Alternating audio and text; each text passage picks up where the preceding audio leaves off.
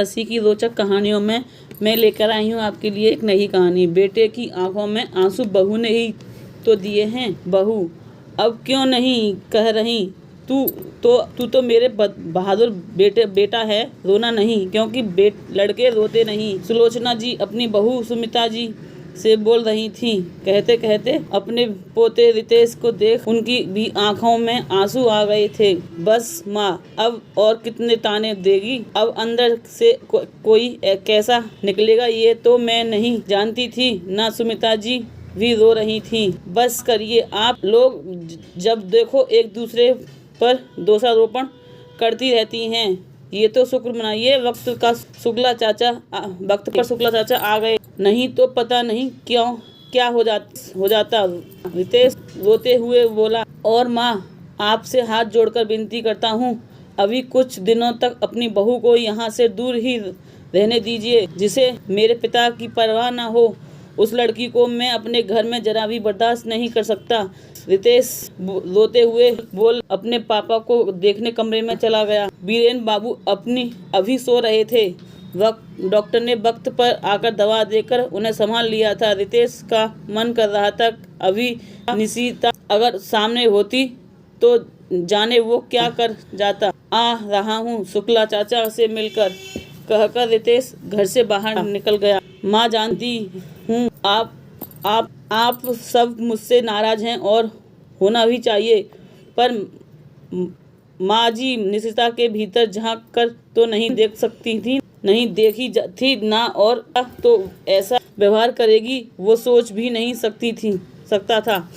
सुमिता जी अपनी सास का हाथ पकड़कर माफी मांगते हुए कह रही थी, बहू एक बार तो अपने बेटे के दिल को भी समझने की कोशिश करती। वो जरा सा रोता, तू कहती क्या लड़कियों की तरह रो देते हो, और उसे तूने पाषाण बनाने की कोशिश की, पर आज तेरी वजह से ही उसकी आंखों में आंसू हैं। सुमिता जी ने सास से कहा, मैं सब ठीक कर दूंगी माँ जी। अब निशिता से आकर माफ़ी ना मांगी और ना अपना व्यवहार बदला तो रितेश और उसके रिश्ते का अंत ही करना सही रहेगा। कुछ सोचते हुए सुमिता जी ने कहा। उठकर वो पति के पास गईं, जो दवा के असर से सो रहे थे। उनका हाथ पकड़कर लग रहा था कि वो माफ़ी मांग रही है। कमरे से बाहर निकलकर वो अपनी बचपन की दोस्त सुरेखा को फ़ोन लगा दी। सुरेखा, मुझे आज ही तुझसे मिलना है, घर आ जाओ, सुमिता जी ने कहा। ये क्या हुआ सुमिता? मेरी निशिता का रोकर बुरा हाल हो रहा है। तेरे भरोसे पर ही अपनी बेटी तेरे घर ब्याई थी। तुमने ही उसे अपनी बहू बनाने का वादा किया था, फिर उसे इस तरह घर से निकाल दिया। ये तुम लोगों ने सही नहीं किया। तलख लहजे से सुरेखा ने कहा। बस आज शाम को तुम घर आना, निशिता को लेकर आने की ज़रूरत नहीं है, बाकी बातें शाम को करेंगे, कह सुमिता जी ने फ़ोन रख दिया। शाम को जब सुरेखा जी घर आई, घर का गमगीन सा माहौल और रितेश और उसकी दादी का अनमना सा व्यवहार सुरेखा जी को किसी अनहोनी की आशंका जताने के लिए काफ़ी था। क्या हुआ, मुझे घर क्यों बुलाया? सुरेखा जी ने पूछा।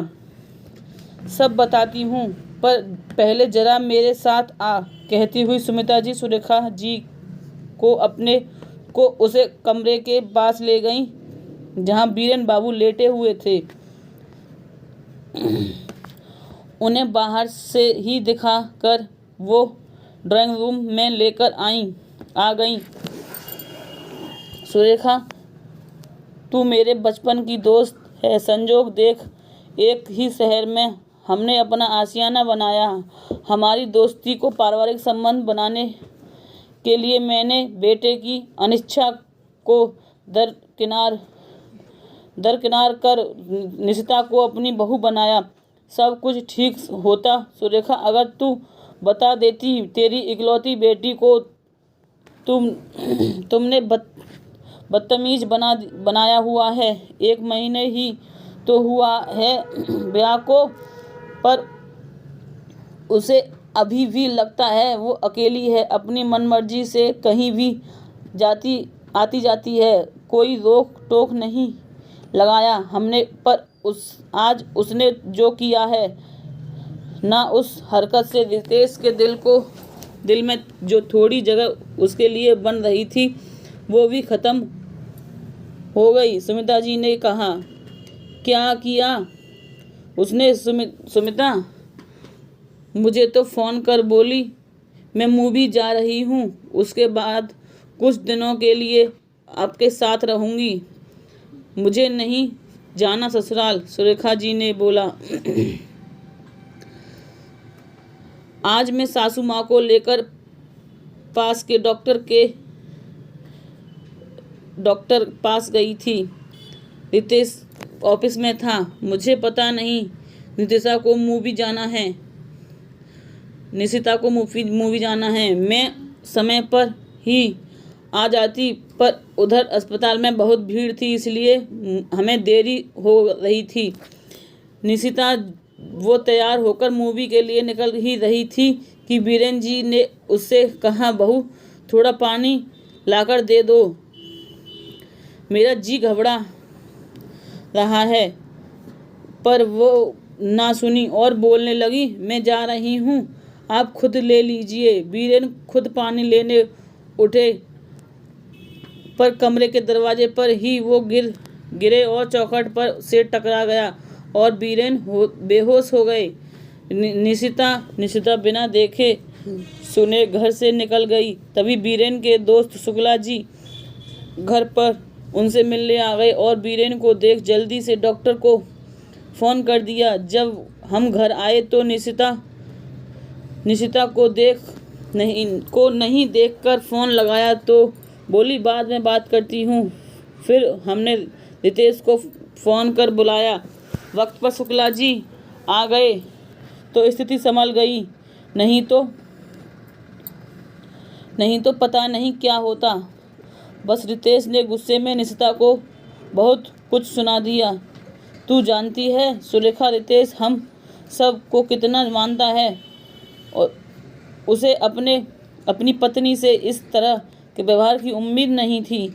मेरा बेटा आज बहुत रोया है, यहाँ तक कह दिया मुझसे आपकी पसंद पर आपको बहुत नाज था ना, अब करो नाज, जिसे आपके पति और मेरे पापा की जरा ना परवाह, मुझे रहना ही नहीं उसके साथ। अब तू बोल मैं क्या करूं? निशिता को तू समझाएगी और रितेश उसे छोड़ दे। बिना लाग लपेट के सुमिता जी ने अपनी बात कह दी। सुमिता, मुझे बहुत दुख हो रहा है सुनकर, मेरी बेटी ने ऐसा व्यवहार किया, उसकी तरफ से मैं माफ़ी मांगती हूँ। मैं अभी जाकर निशिता से बात करती हूँ, सुरेखा जी ने कहा और चली गईं। अगले दिन निशिता सुरेखा जी के साथ घर आई, हाथ जोड़कर अपनी करनी की माफ़ी मांगते हुए बोली, मैं कभी परिवार में ये सब देखी नहीं, हमेशा घूमना फिरना करती रही। मुझे शायद परिवार में कैसा रहा जाता है नहीं समझ आता, क्योंकि मेरे पेरेंट्स भी यही सब करते हैं। मम्मी जी मुझे माफ़ कर दीजिए, मैं तो जाने की जल्दी में थी क्योंकि मेरी सहेलियां बाहर मेरा इंतज़ार कर रही थीं। मैं देखी ही नहीं कि पापा गिर गए या जो कुछ हुआ।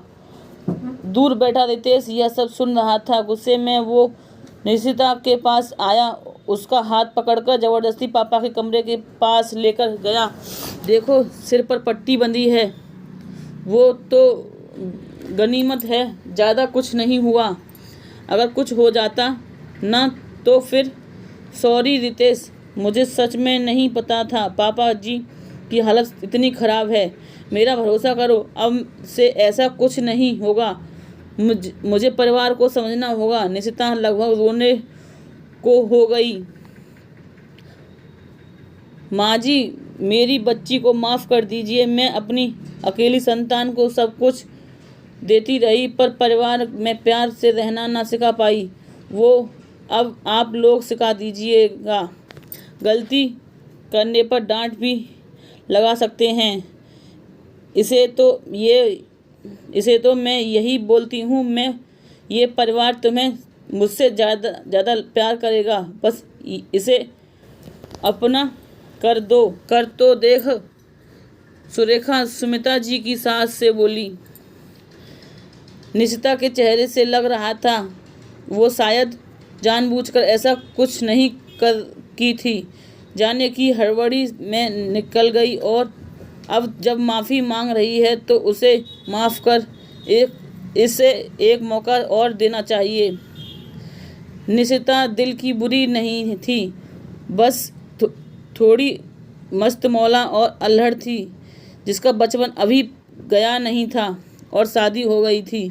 समय के साथ उसने सबका दिल जीत लिया।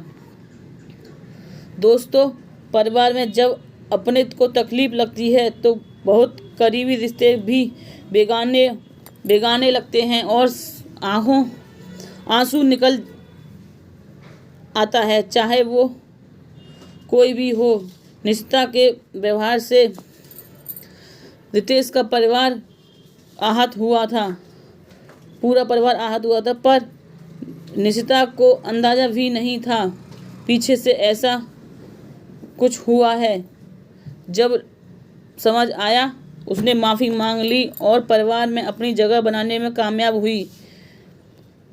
मेरी रचना पसंद आए तो कृपया इसे लाइक करें, कमेंट करें और मेरी अन्य रचनाएं करने के लिए मुझे फॉलो करें और बेल आइकन को ज़रूर दबाएं। धन्यवाद।